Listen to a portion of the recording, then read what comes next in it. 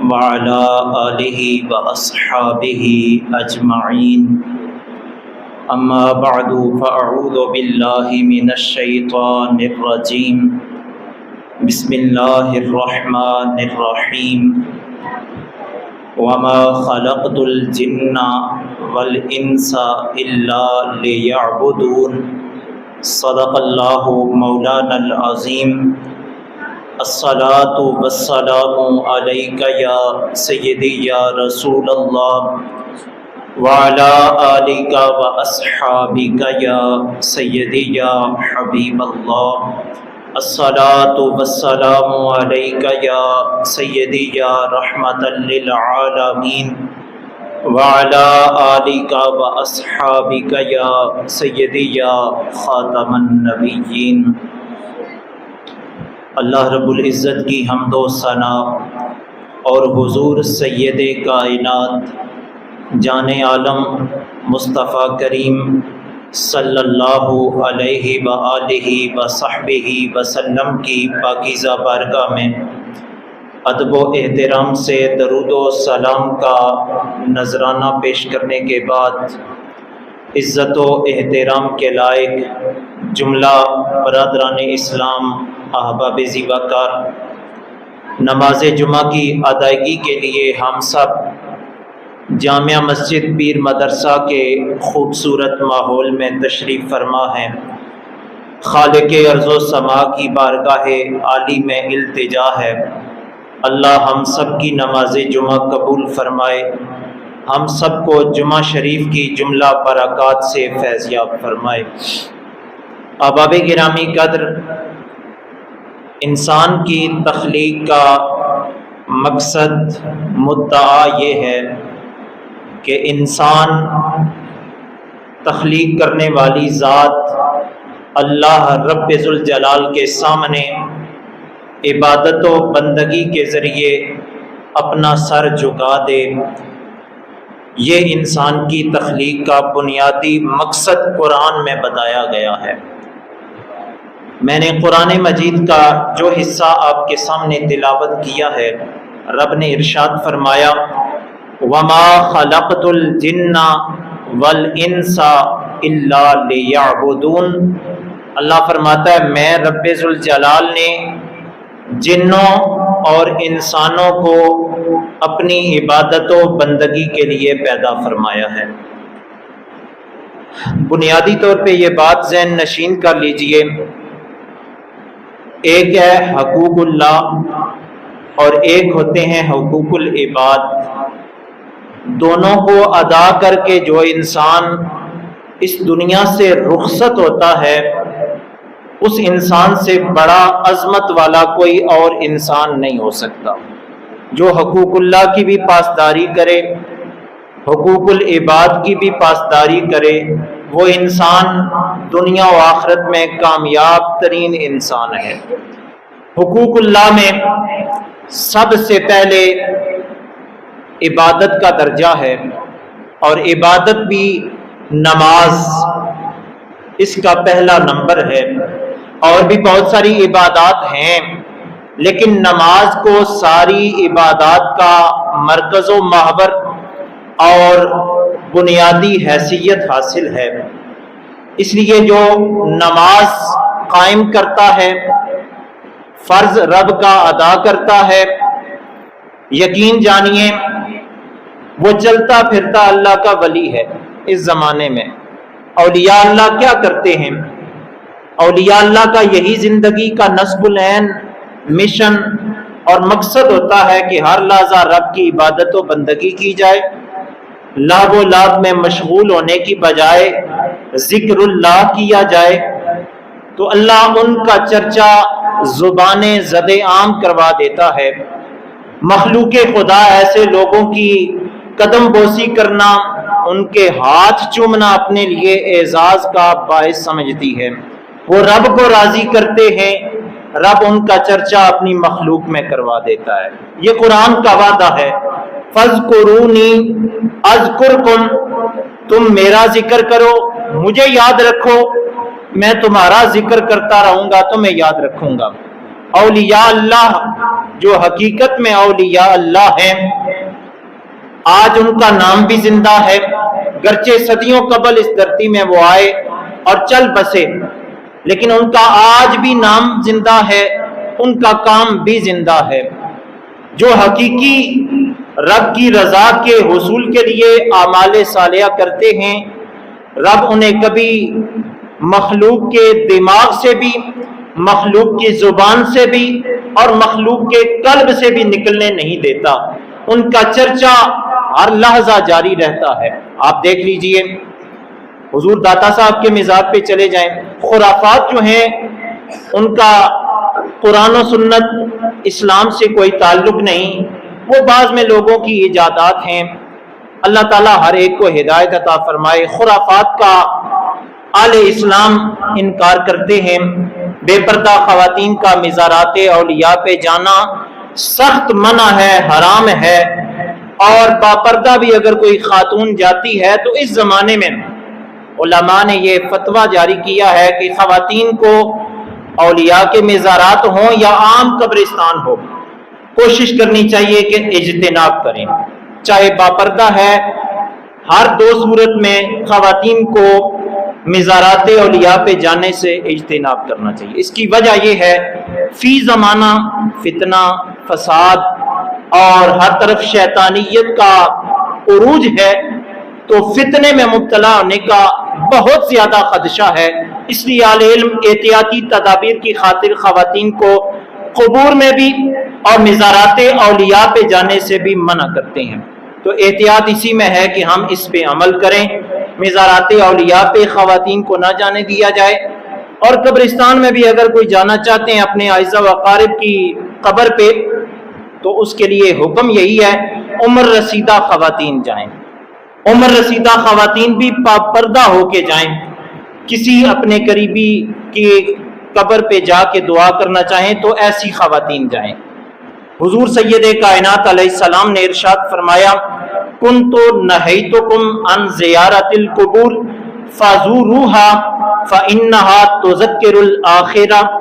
اے لوگو، شروع اسلام میں قبور کی زیارت کے لیے جانے سے میں محمد الرسول اللہ نے تمہیں منع کیا تھا، اب حکم شریعت میں دے رہا ہوں کہ اب قبروں کی زیارت کے لیے جایا کرو۔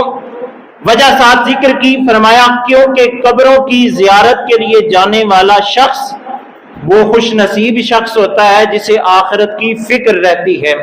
قبروں کی زیارت انسان کو آخرت کی یاد دلاتی ہے کہ میں نے بھی ایک دن یہاں آنا ہے، مرنا ہے، اس لیے حضور نے اجازت دی۔ پھر جو فتنوں کا عروج بڑھتا گیا، فتنے پھیلتے گئے، تو عظیم الشان ہستیوں نے، حتیٰ کہ سیدنا فاروق اعظم عمر بن خطاب رضی اللہ عنہ جیسے عظیم الشان صحابی رسول نے بھی ایسے معاملات جو شرعی طور پہ جائز تھے، فتنے میں مبتلا ہونے کا خدشہ تھا، تو خواتین میں ایسی جگہوں پہ جانے کے لیے بھی آپ نے منع فرما دیا تھا۔ تو اہل علم آج بھی اس کی تاکید کرتے ہیں کہ خواتین کو زیارات قبور ہوں، قبرستان ہو یا مزارات اولیاء پہ جانا ہو تو احتیاط برتنی چاہیے، نہیں جانا چاہیے۔ اور جب یہ حکم شریعت ہے تو پھر وہ خواتین جو بے پردہ ہو کے اولیاء کے مزارات کی ہتک عزت کا دعویٰ کرتی ہیں، خاص طور پہ یہ آپ نے پچھلے دنوں شاہ فیصل مسجد اسلام آباد کا قصہ سنا ہوگا کہ وہاں خواتین پہ اب پابندی لگا دی گئی ہے کہ کوئی خاتون مسجد کے احاطے میں داخل نہیں ہو سکتی۔ مسجد کا تقدس پامال ہوتا ہے، مسجد کی جو اہمیت ہے، مسجد کی جو عظمت ہے، وہ ایمان والوں کے دلوں سے بھی ڈگمگاتی جا رہی تھی۔ تو بہت اچھا یہ حکومت وقت کا فیصلہ ہے، خواتین کو وہاں جانے سے روک دیا گیا ہے۔ وہ مسجد کم لگتی تھی، پکنک پوائنٹ زیادہ لگتا تھا، تو اس لیے اہل علم نے ہر خرافات جو مزارات اولیاء پہ ہو یا مساجد پہ ہو یا دینی مقدسات پہ، جہاں کہیں بھی کوئی خلاف شریعت عمل ہو رہا ہے، سنجیدہ اور حقیقی علم رکھنے والے لوگوں نے ایسے کاموں کے خلاف فتوے بھی دیے ہیں اور منع کیا ہے۔ تو ہمیں چاہیے کہ اگر اہل علم ہماری رہنمائی کرتے ہیں تو اس کے مطابق ہم ان کی رہنمائی کو قبول کر لیں۔ میں عرض کر رہا تھا، حضور داتا صاحب کے در پہ آپ تشریف لے جائیں، جس وقت جائیں گے مخلوق خدا کا ہجوم ہوگا۔ حضرت بابا فرید صاحب کے مزار پہ چلے جائیں پاک پتن شریف، وہاں پہ بھی مخلوق خدا کا ہجوم ہوگا۔ آپ گولڑا شریف کی سرزمین پہ چلے جائیں، مخلوق خدا کا ہر لحظہ ہجوم ہے۔ پیچھے وجہ کیا ہے؟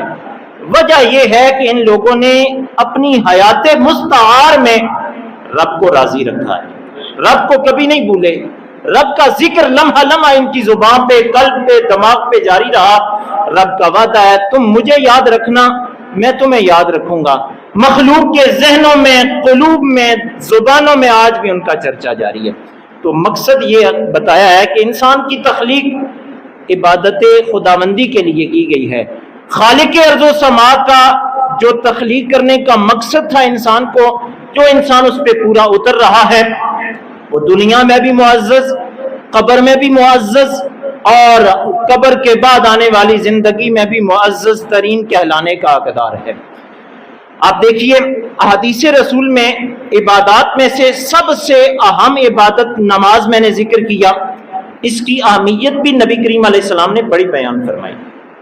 نماز کیسی عبادت ہے؟ حضور نے فرمایا الصلاۃ عماد الدین، نماز دین کا ستون ہے۔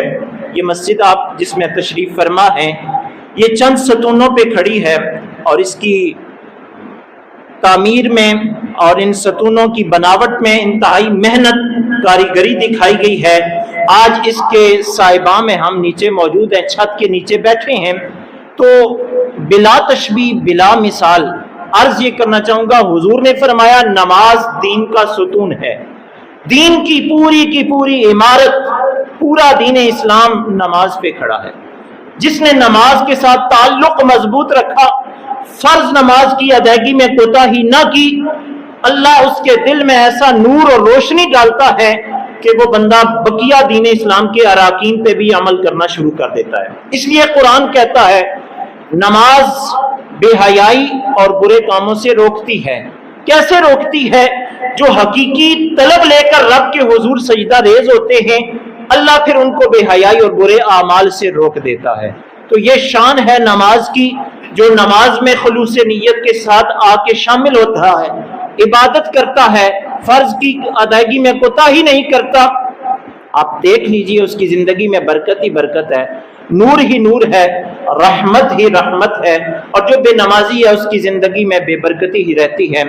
ساتھ ہی رسول کریم علیہ السلام نے ارشاد فرمایا وَمَنْ أَقَامَهَا فَقَدْ أَقَامَ الدِّينَ وَمَنْ هَدَمَهَا فَقَدْ هَدَمَ الدِّينَ، جس نے نماز کو قائم کیا اس نے گویا پورے دین پہ عمل کر لیا، اور جو نماز کو پس پشت ڈالتا ہے، بلا دیتا ہے، قائم نہیں کرتا، ایسا شخص دین کی عمارت کو گرا رہا ہے۔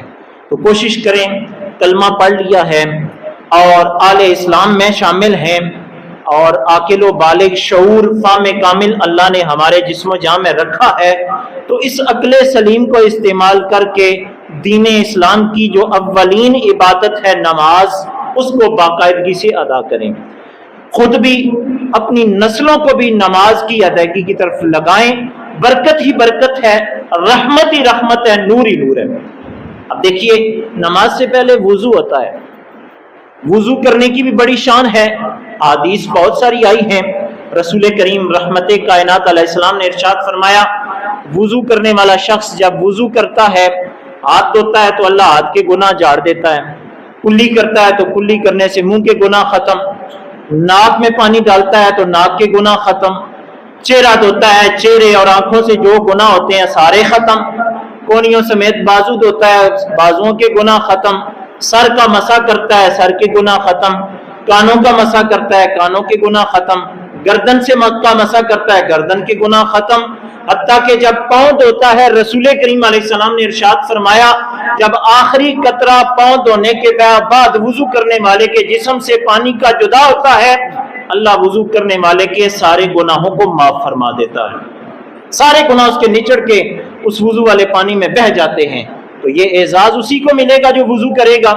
آپ دیکھیے اپنے ارد گرد ماحول میں، اپنے اعزاء و اقارب میں دیکھ لیجئے، فیملی میں دیکھ لیجئے، کتنے لوگ ایسے ہوں گے جنہوں نے عرصہ دراز گزر گیا لیکن وضو والی عظیم نعمت پہ عمل نہ کر سکے، وہ اس ثواب سے محروم ہیں۔ اللہ ہدایت کا نور عطا فرمائے، تقوی پرہیزگاری کا فیضان نصیب فرمائے۔ حضور سید کائنات علیہ السلام نے ارشاد فرمایا الفرق بین الکفر والاسلام الصلاۃ، کفر اور اسلام میں فرق کرنے والی اگر کوئی چیز ہے تو وہ نماز ہے۔ جو کافر ہے وہ نماز نہیں پڑھتا اور جو مسلمان ہے وہ نماز چھوڑتا نہیں ہے۔ اب دیکھ لیجئے اس حدیث کی شرح کی طرف تو بعد میں بندہ جائے، جو اس کا الفاظ کا ترجمہ تھا وہ میں نے ذکر کر دیا کہ کفر اور اسلام میں فرق کرنے والی چیز نماز ہے۔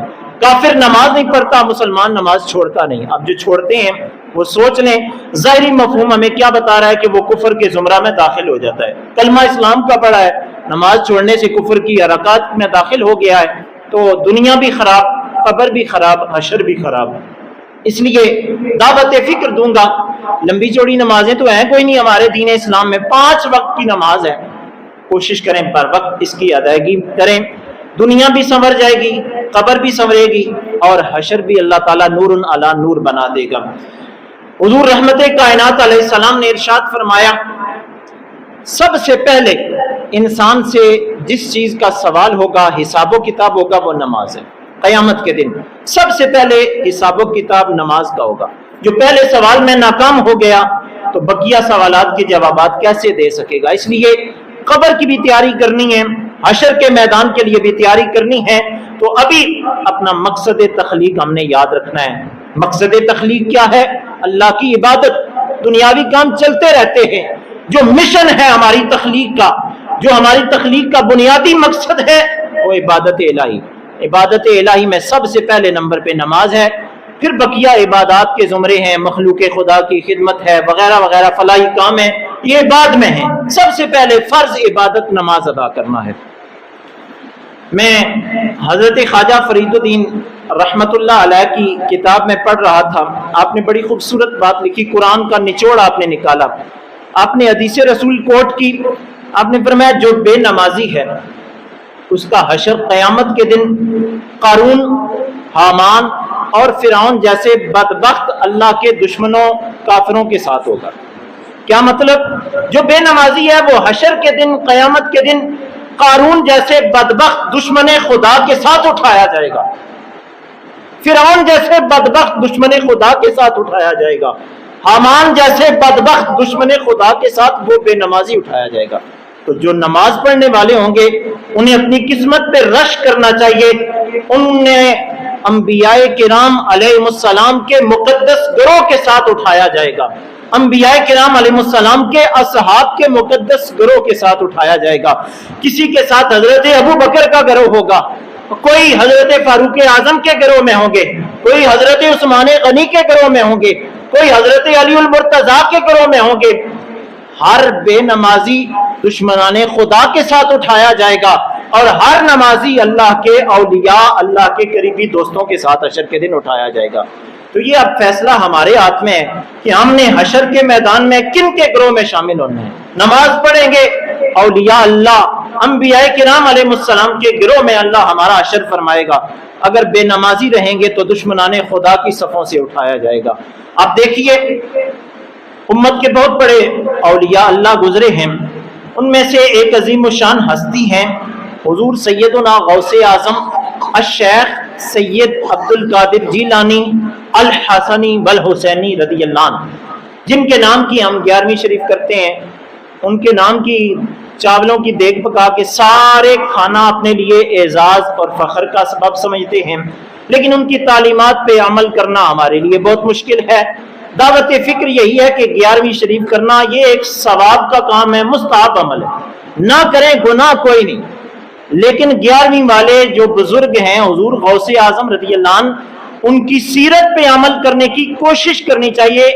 ان کا ایک فرمان آپ کے سامنے رکھنے لگا ہوں۔ حضور غوث پاک نے فرمایا جو بے نمازی ہے، اتنا سخت فتویٰ اللہ کے حقیقی ولی نے دیا، جو بے نمازی ہے اسے مسلمانوں کے قبرستان میں دفن نہ کیا جائے۔ یہ وہ ہستی کہہ رہی ہے جو خود ولی اللہ ہے، والد گرامی بھی ولی اللہ ہے، والدہ محترمہ بھی ولی اللہ کی ولیہ ہیں، وہ یہ کہہ رہے ہیں کہ جو بے نمازی ہے اس کو مسلمانوں کے قبرستان میں دفن نہ کیا جائے۔ وجہ کیا ہے پیچھے؟ اہل علم رہنمائی یہ کرتے ہیں کہ اس کی نحوست کی وجہ سے ایسا نہ ہو کہ باقی قبور میں رہنے والوں پہ اللہ عذاب نازل کر دے، اس لیے حضور غوث پاک نے یہ فتویٰ اپنے زمانے میں جاری کیا ہے۔ تو ہمیں کوشش کرنی چاہیے بے نمازیوں میں شامل نہ ہوں، نمازیوں میں شامل ہوں، تاکہ دنیا، قبر اور حشر میں اللہ کے حضور جب جواب دہی ہو تو ہم سرخرو ہو کے رب کے سامنے سوالات کا جواب بھی دے سکیں اور کامیابی اور کامرانی بھی ہمارا مقدر بن سکے۔ ہم دیکھتے ہیں 4 لوگ جہاں بیٹھے ہیں چائے پینے کے لیے، نماز کا وقت گزر رہا ہے، کوئی فکر نہیں، کوئی قبر کی، کوئی آخرت کی فکر نہیں، بس دنیاوی گفتگو ہے۔ چائے کی پیالی کے لیے نماز ہم ضائع کر دیتے ہیں۔ فرض نماز جو اللہ کا حکم ہے، جس اللہ نے ہمیں رزق دینا ہے، جس کے حکم سے اور جس کے عطا کردہ رزق سے ہم چائے پی رہے ہیں، اسی کے احکام کی خلاف ورزی کر کے ہم وہاں ہوٹل پہ یا چائے والے ڈھابے پہ بیٹھ کے وقت ضائع کرتے ہیں۔ کتنی بدقسمتی ہے یہ۔ کوشش کریں جب نماز کے لیے اذان دی جائے تو فوراً سارے معاملات ختم، پہلے اللہ کے دربار میں حاضری دیں، عبادت خداوندی کے بعد بقیہ معاملات کریں۔ اللہ اس کا فیضان عطا فرمانے والا ہے۔ باجماعت ادا کریں گے، اکیلے سے باجماعت نماز ادا کرنا 27 گنا با اختلاف روایات زیادہ ثواب ہے۔ بہت ساری حدیث اس عنوان پہ بھی ذکر کی جا سکتی ہیں، حتیٰ کہ ہمارا دین اسلام ہماری یہ رہنمائی بھی کرتا ہے کہ اگر آپ اکیلے کسی جنگل صحرا میں ہیں، نماز کا وقت ہو گیا، اب آپ نے نماز پڑھنی ہے، تو فرض کی نماز جو باجماعت ادا کرنے کا ثواب ساری زندگی لیتے رہے ہیں، وہ وہاں پہ بھی اقامت کہیں، اللہ کے نورانی فرشتے غائبانہ طور پہ اس کے پیچھے نماز ادا کرنے کے لیے حاضر ہوتے ہیں۔ بلند آواز سے تکبیرات کہے، بلند آواز سے اگر قرات والی نماز ہے تو بلند آواز سے قرات کرے، اللہ اس کو باجماعت نماز کا ثواب عطا فرماتا ہے۔